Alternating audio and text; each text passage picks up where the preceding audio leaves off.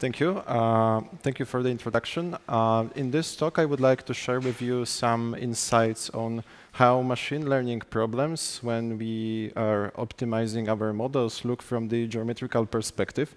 My goal is not really to give any lecture on the convex optimization or other hard mathematical stuff, especially because I don't feel like I myself master those topics, rather to create some interests and show you that we can have good mathematical, geometrical intuitions that can help us solving issues with training machine learning algorithms.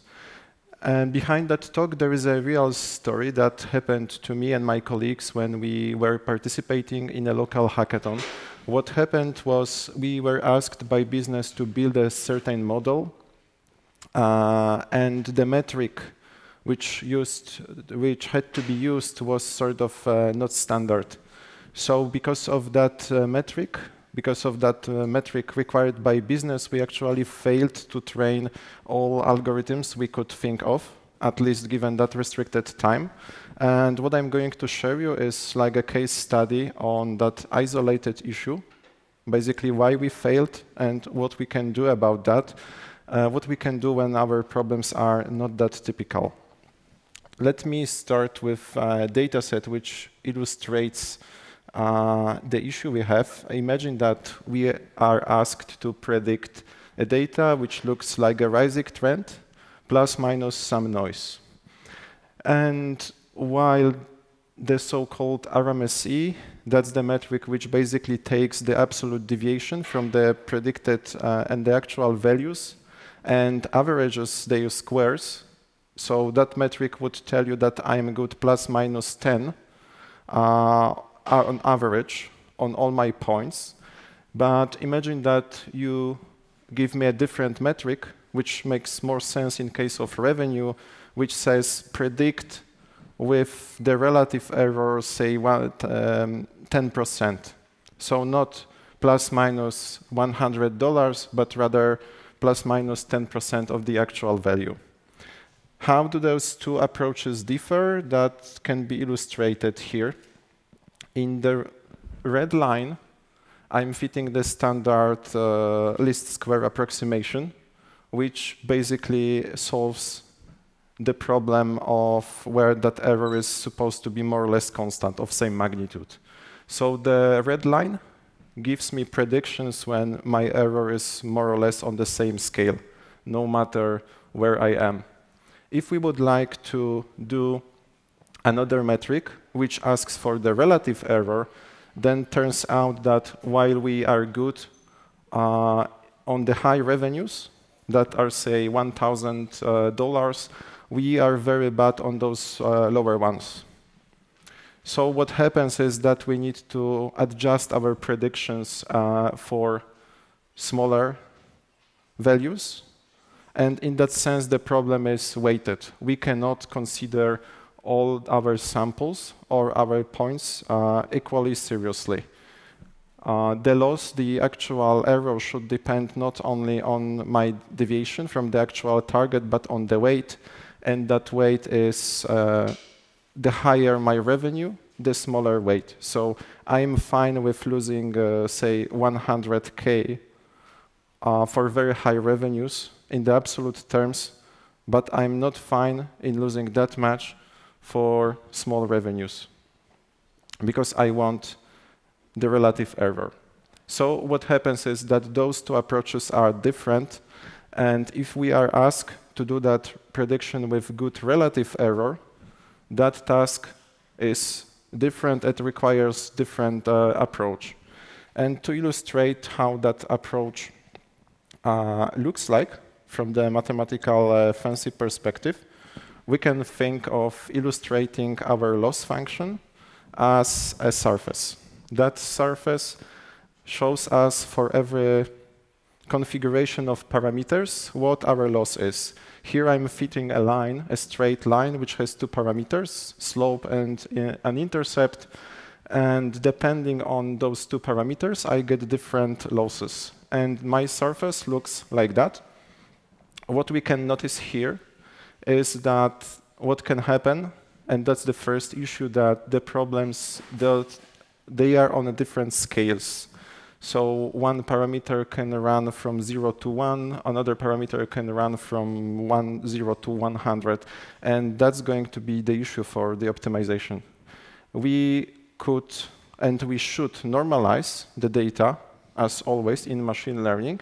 The thing is here that our problem requires a non-standard normalization because we have weights. Because of that, we need a customized approach. So what can happen is if we put that configuration straightforward into machine learning frameworks like Keras, it will not converge well. And the reason is that I can learn quickly in one direction, but I learn slowly in another direction, and that's caused by those differences on scales. You can see that that surface changes rapidly in one direction, but it changes very slowly in the orthogonal direction. So I cannot really learn two parameters with the same speed. That's the issue here. And moreover, that surface has that V shape, which makes the learning harder. If we think of that, just to give you a geometric intuition, we can have U shapes, which are like a ball. If I put a ball on top and let it run down there, it will lose its momentum eventually in the end. It will go very fast from the top, and it will lose its velocity somewhere in the end. If you consider V shape, which has like a sharp spike on the top, that will not happen. And because that's actually the case of my loss function, it means that it's not really nice to optimize because what I'm handling is actually a V shape, not the U shape. So my loss, it's not optimization friendly.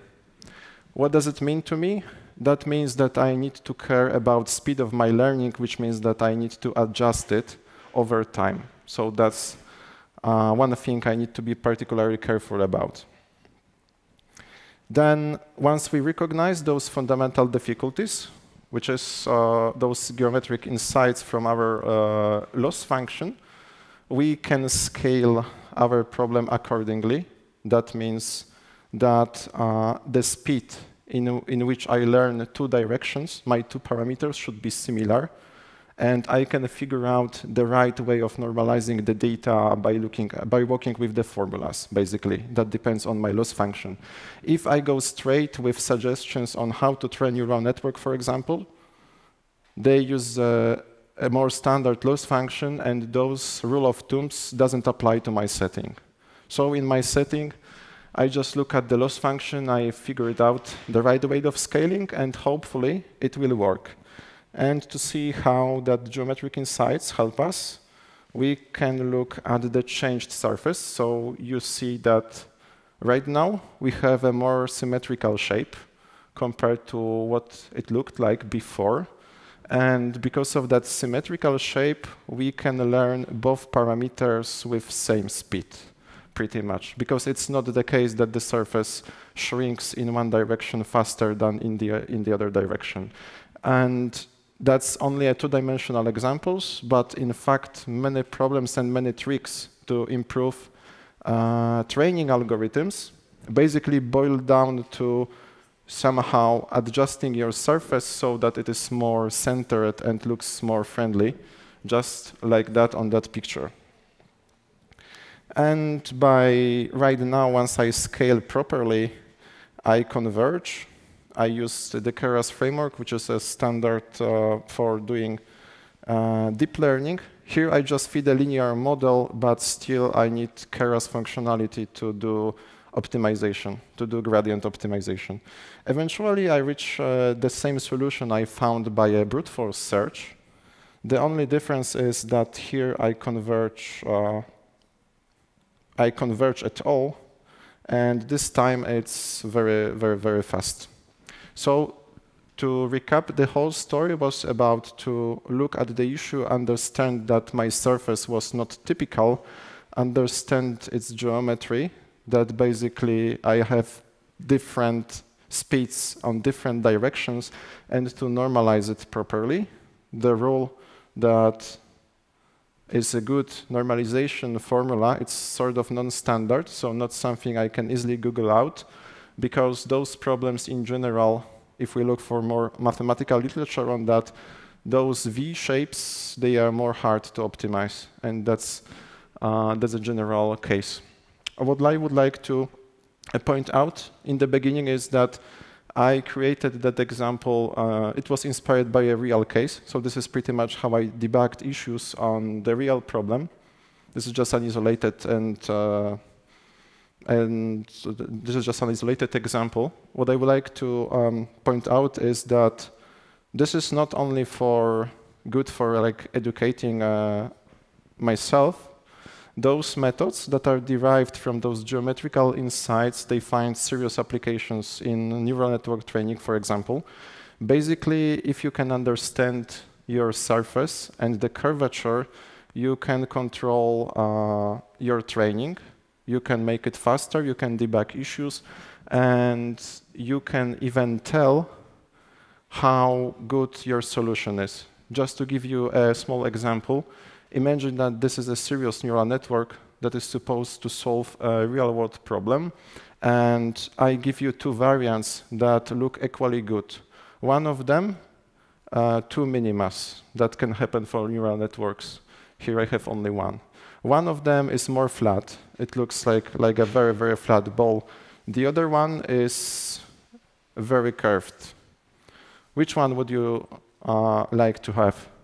If you think of it, the neural network is trained on a sample of the data, which means that on reality, your solution will be a little perturbed.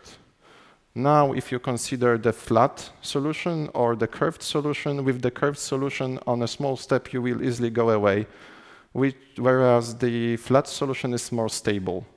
The point is that if you understand the curvature, then you can select better solutions. And there are ways to estimate and use that tricks in serious research on machine learning. So that was just a very small example. Thank you.